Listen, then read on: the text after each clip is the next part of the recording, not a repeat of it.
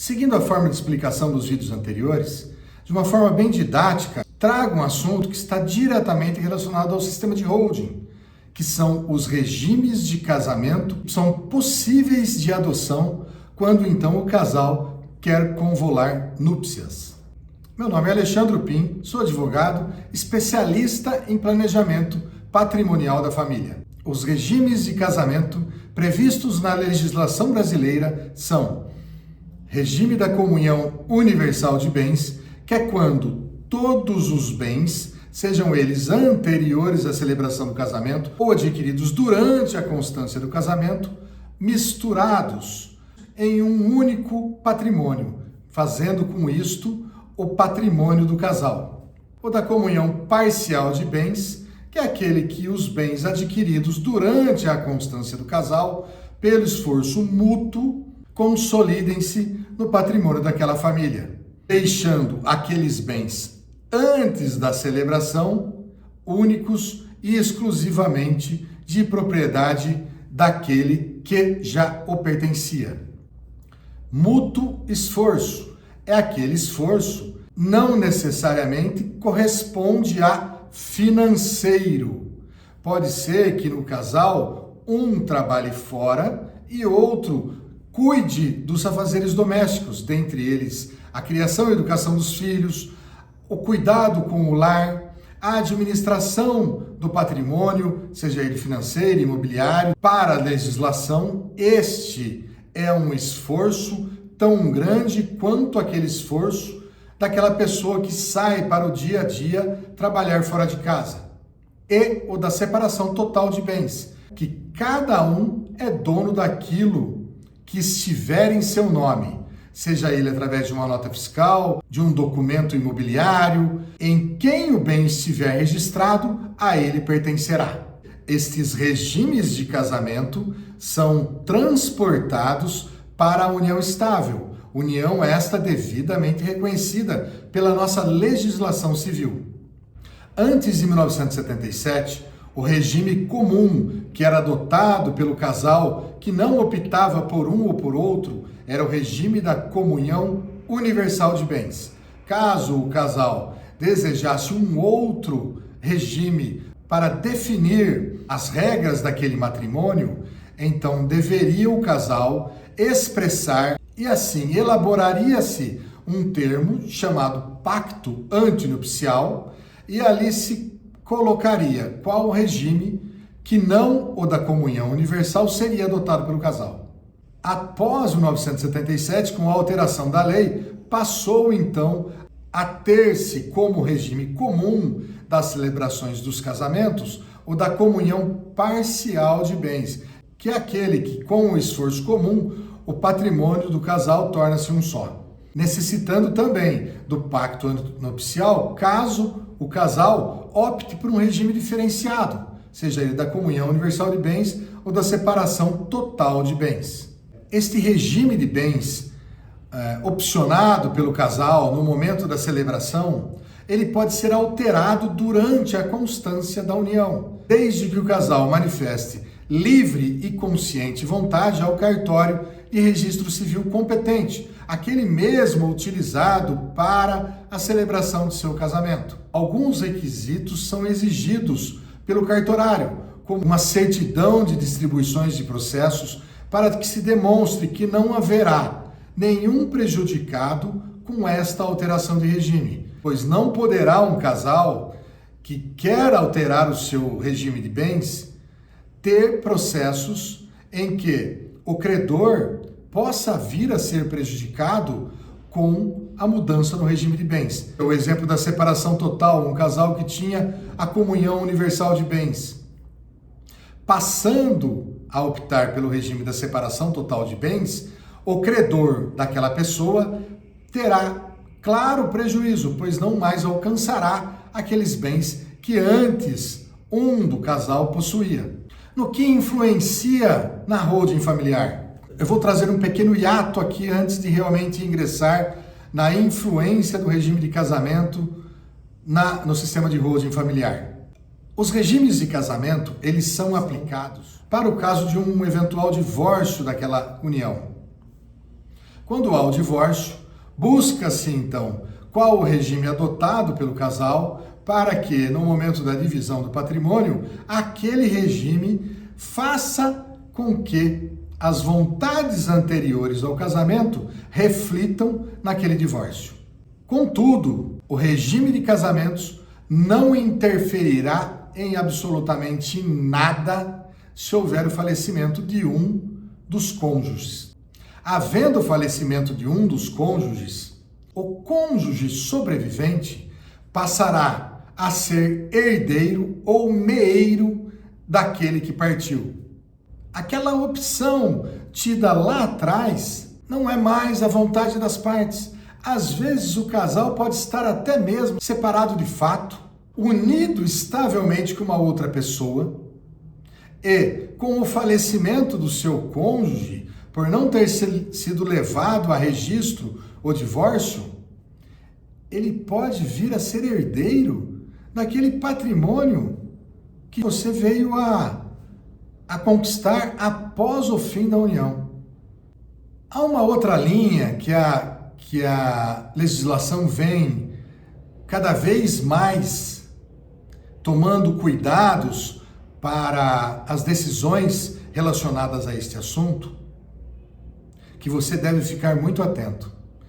É o chamado namoro qualificado. O que é o namoro qualificado? O namoro qualificado é quando o casal, que não é casado e nem deseja formar família, resolve unir as escovas de dente. O que diferencia esta união da união estável propriamente dita? Para o casal, é a clara não constituição de família, o que por si só demonstra que o patrimônio não se mistura. Porém, no momento do término desse namoro ou no momento de um falecimento, é aí que reside toda a discussão que a cada dia vem crescendo no tribunal. Se porventura uma das partes demonstrar que eles possuíam o interesse de constituir família, todo aquele patrimônio que foi adquirido em conjunto passará então a pertencer àquela pessoa que sobreviveu ou metade desse patrimônio à pessoa que se separou. Para estes casos, já existem inúmeros modelos, inclusive você pode acessar através de modelo de contrato de namoro e adotar este mecanismo para demarcar exatamente quando é namoro e quando é união estável. A lei lhe proporciona isto.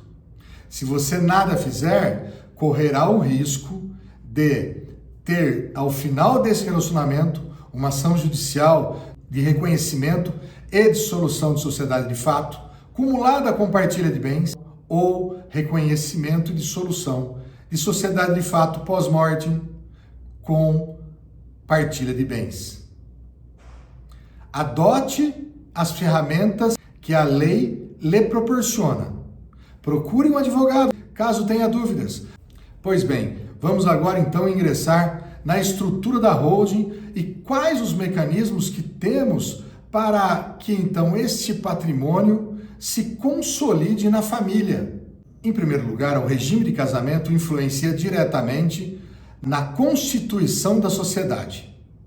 Se o casal é casado pela comunhão universal de bens, a lei, por uma taxativa legal, proíbe que ambos sejam sócios da mesma empresa. Veja a letra da lei. A lei é clara em determinar que casais que adotem o regime da comunhão universal não podem ser sócios da mesma sociedade, porque a lei já os considera sócios daquele patrimônio. E ressalva que depende, para a integralização dos bens em uma sociedade, da concordância do outro para que aqueles bens sejam incorporados ao patrimônio da empresa. é a denominada outorga uxória, ou outorga uxória, como alguns falam. Não sendo casados pelo regime da comunhão universal de bens, poderão eles, então, formar como sócios a mesma sociedade. Nesta sociedade, trazemos os bens, os filhos, e ali realizamos o planejamento sucessório destes bens aos filhos.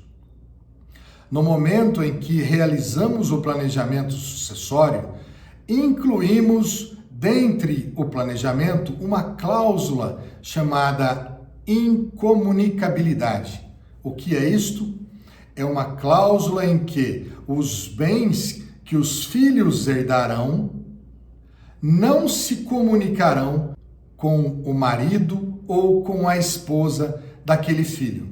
É claro que incluímos mais algumas cláusulas para assegurar que todo o patrimônio que você, que é o titular do planejamento, conquistou a duras penas, permaneça com o seu laço sanguíneo. Esta é uma cláusula essencial ao seu patrimônio. Veja que interessante. Na hipótese de você ser casado pela comunhão universal de bens, tendo a sua esposa, a sociedade pela união matrimonial com você. Caso você faleça, os bens que estiverem na sociedade serão transmitidos ao seu filho. E se ele não mais estiver aqui, a sua nora, deixando a sua própria esposa, despida de qualquer segurança patrimonial daquilo que ela, com todo o esforço comum, ajudou a conquistar. Você vê a importância do planejamento patrimonial para a sua vida? Eu vou dizer que se você não tiver o planejamento, esta é uma sequência automática. Faleceu, vai para o filho faleceu, vai para a nora. Logo, a nora tem a ampla autonomia para desfazer daquele patrimônio que você tanto lutou para conseguir. O planejamento, ele consiste em tornar efetivo aquilo que você deseja. Se você não incluiu a sua esposa como sócia na sociedade, pela taxativa da lei, você pode incluí-la como beneficiário do planejamento, deixando inclusive o seu filho para posterior falecimento de você e de sua esposa. E caso ele tenha o falecimento antes do falecimento dos vocês dois, este patrimônio que foi transmitido a ele possa retornar ao seu patrimônio. E assim você decidir, poxa, meu filho realmente teve um casamento e a esposa dele foi uma parceira que ela é merecedora de todo o patrimônio que eu conquistei, porque ela foi uma companheira à altura do meu filho. Ou mesmo, se você entendeu que seu filho foi uma pessoa que não mereceu o seu patrimônio, mas a sua nora esteve ali cuidando dos seus netos, ela é sim merecedora de todo o seu patrimônio, ali você pode desenhar com todas as letras no planejamento que ela será a beneficiária daquilo que você plantou um dia. Pense nisso. Pense em como o regime de bens influencia sim em como você vai planejar a sucessão do seu patrimônio.